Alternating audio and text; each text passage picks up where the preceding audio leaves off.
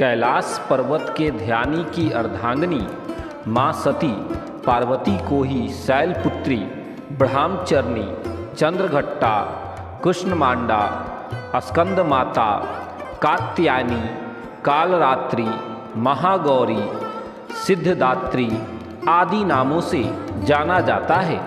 इसके अलावा माँ के अनेक नाम हैं, जैसे दुर्गा, जगदम्बा, अम्बे, शेरावाली आदि, लेकिन सबसे सुंदर नाम तो माँ ही है।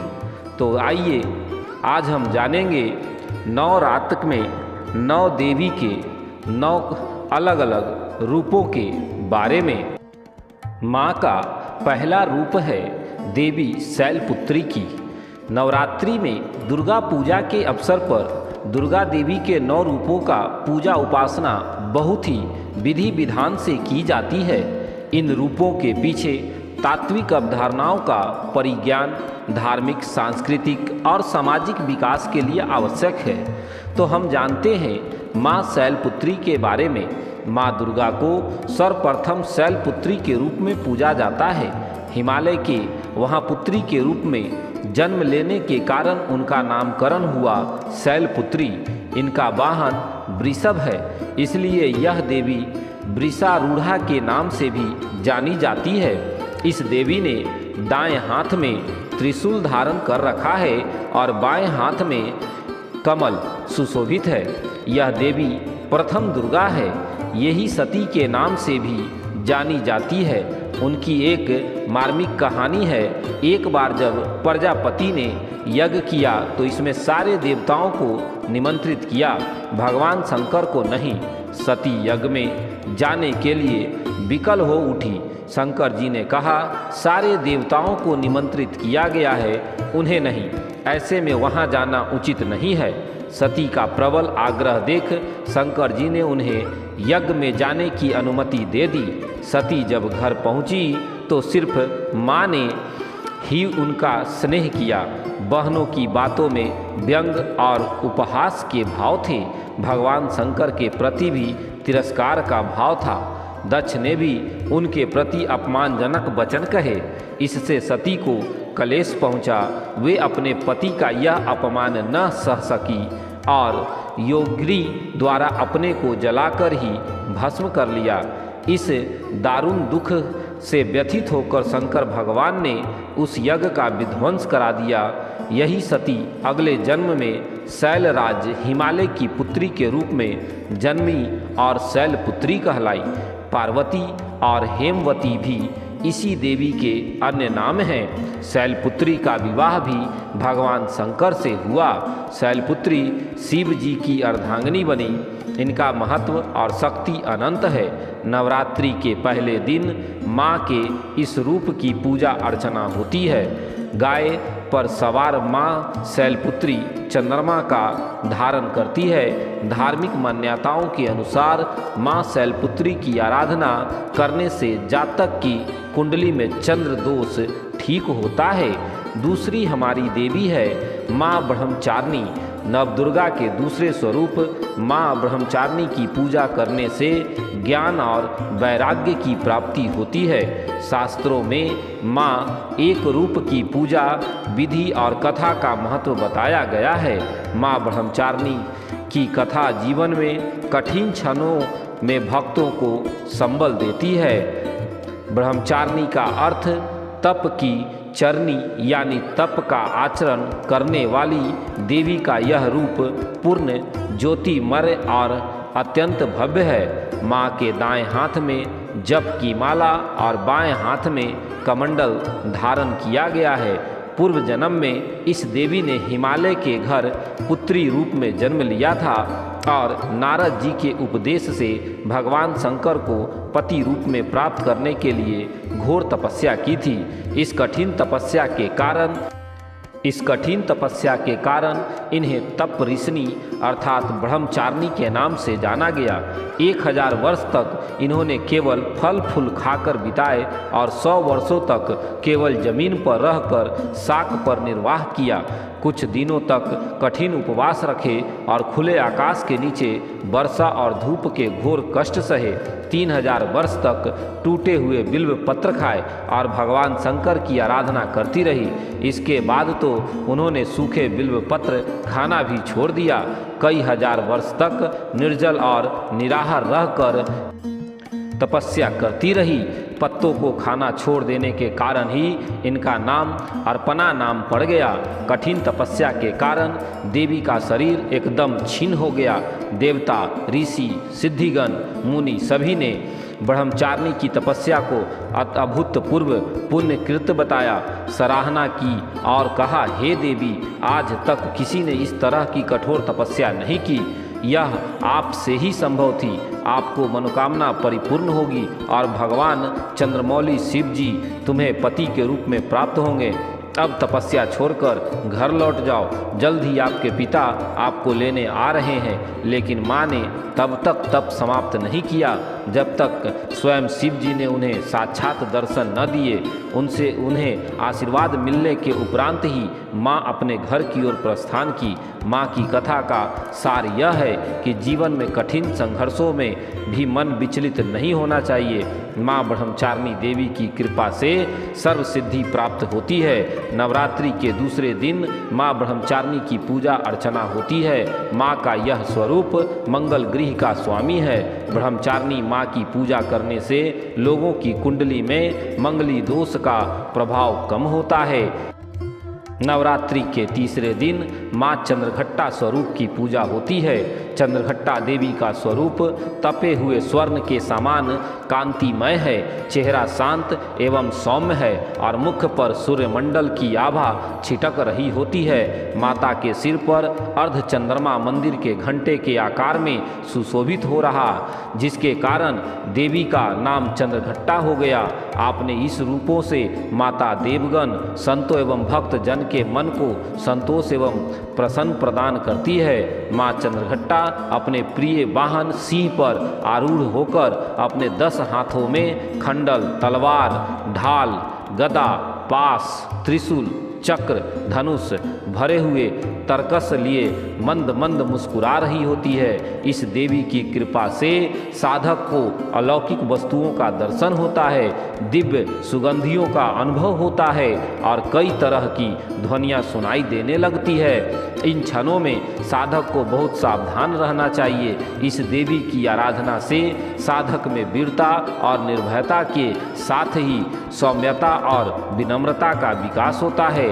इसलिए हमें चाहिए कि मन, वचन और कर्म के साथ ही काया को विहित विधि विधान के अनुसार परिशुद्ध पवित्र करके चंद्रघट्टा के शरणागत होकर उनकी उपासना आराधना करनी चाहिए। इससे सारे कष्टों में मुक्ति होकर सहज ही परम पद के अधिकारी बन सकते हैं। यह देवी कल्याणकारी है। माँ चंद्रघट्टा की पूजा करने से जातक के सभी पाप नष्ट हो जाते हैं और जन्म जन्म का डर समाप्त हो जाता है और जातक निर्भय बन जाता है।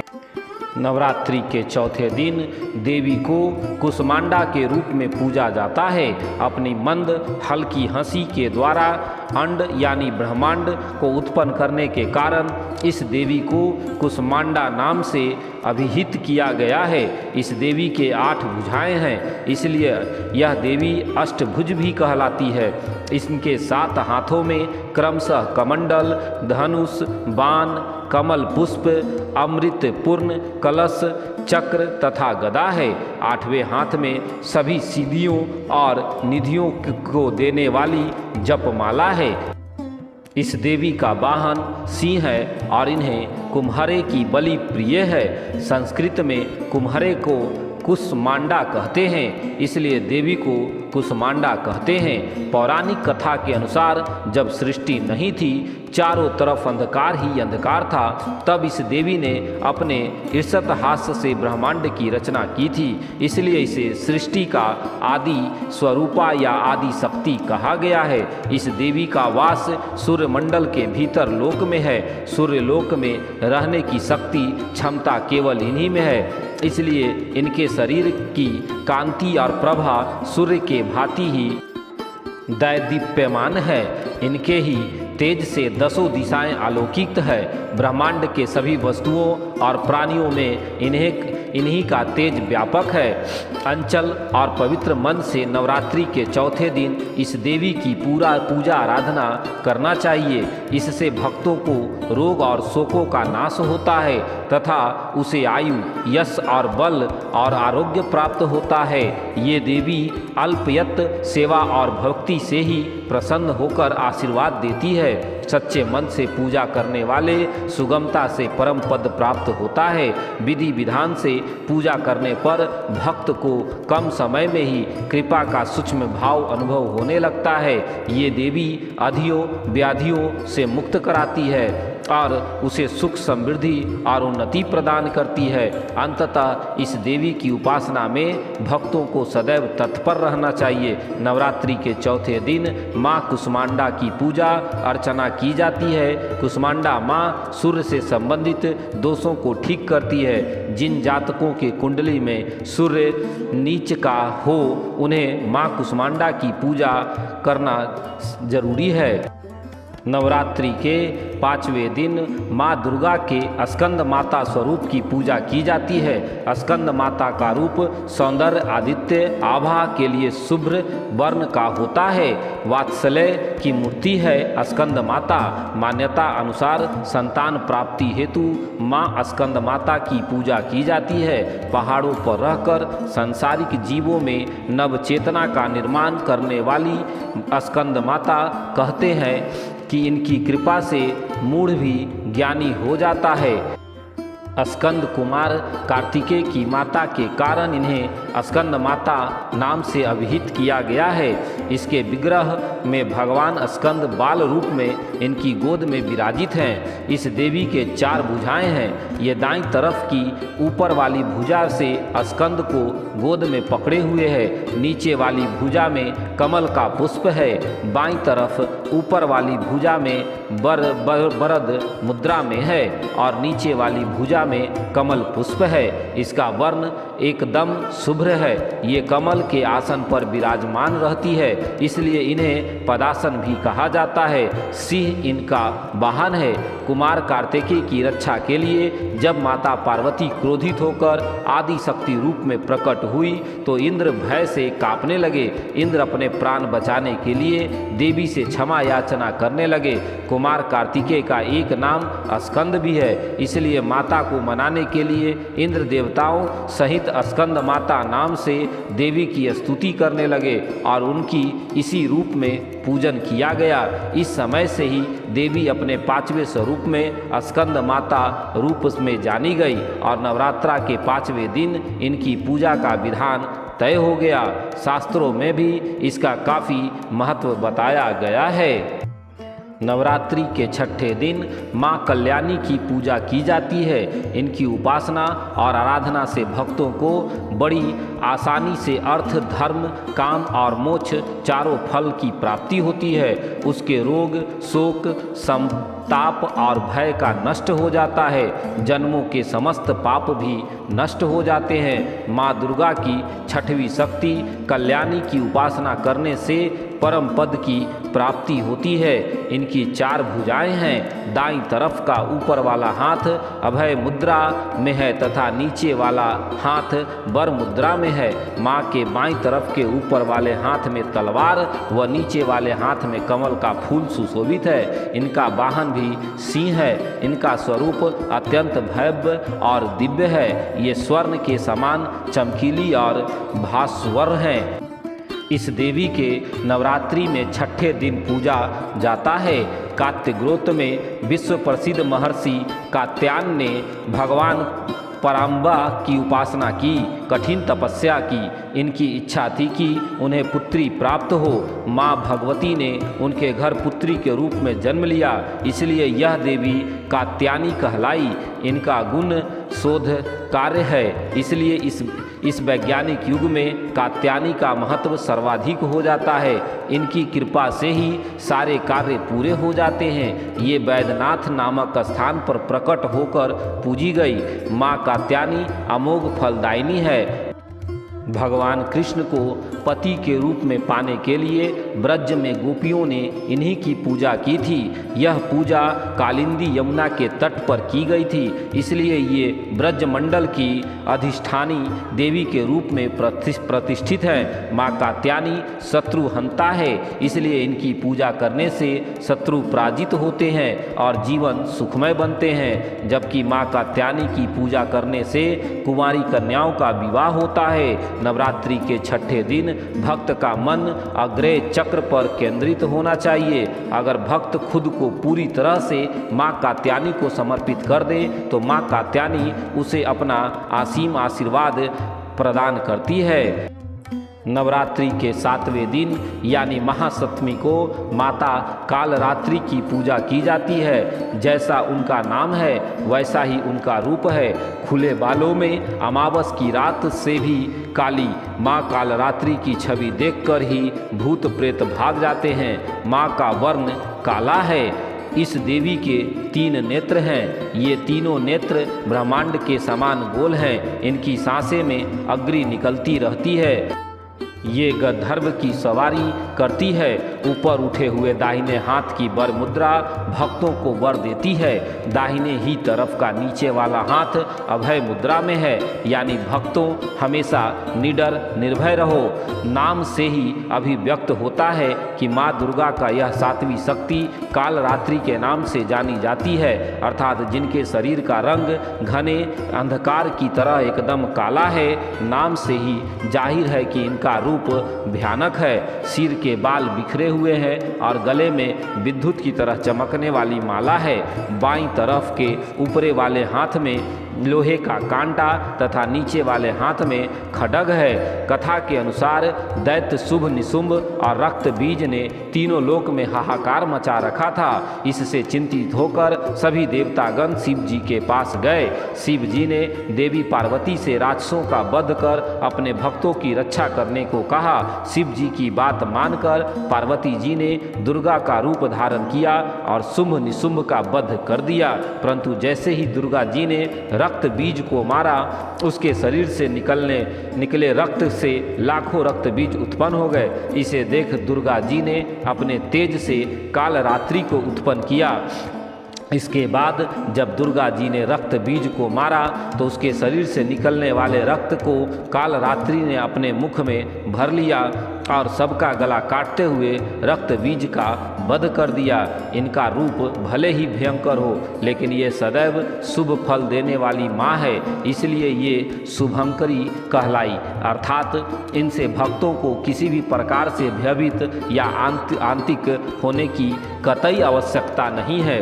उनके साक्षात्कार से भक्त पुण्य की भागी बनता है। कालरात्रि की उपासना करने से ब्रह्मांड की सारी सिद्धियों के दरवाजे खुलने लगते हैं और तमाम असुरी शक्तियाँ उनके नाम के उच्चारण से ही भयभीत होकर दूर भागने लगती है। इसलिए दानव, दैत्य, राक्षस और भूत प्रेत उनके स्मरण से ही भाग जाते हैं। अंधकारमय स्थितियों का विनाश करने वाली ये शक्ति है। कालरात्रि काल से भी रक्षा करने वाली यह शक्ति है।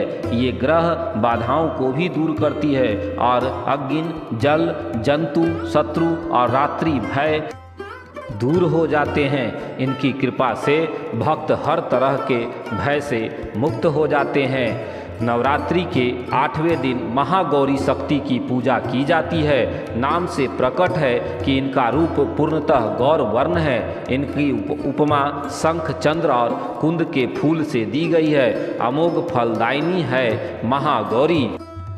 अष्टवर्षा बभेद गौरी यानी इनकी आयु 8 साल की मानी गई है। इनके सभी आभूषण और वस्त्र सफ़ेद हैं, इसलिए उन्हें श्वेतांबर धारा कहा गया है। 4 भुजाएं हैं और वाहन वृषभ है, इसलिए वृषभ रूढ़ा भी कहा गया है इनको।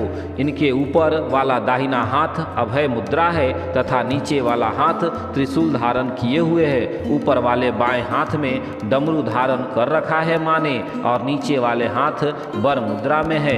इनकी पूरी मुद्रा बहुत शांत है।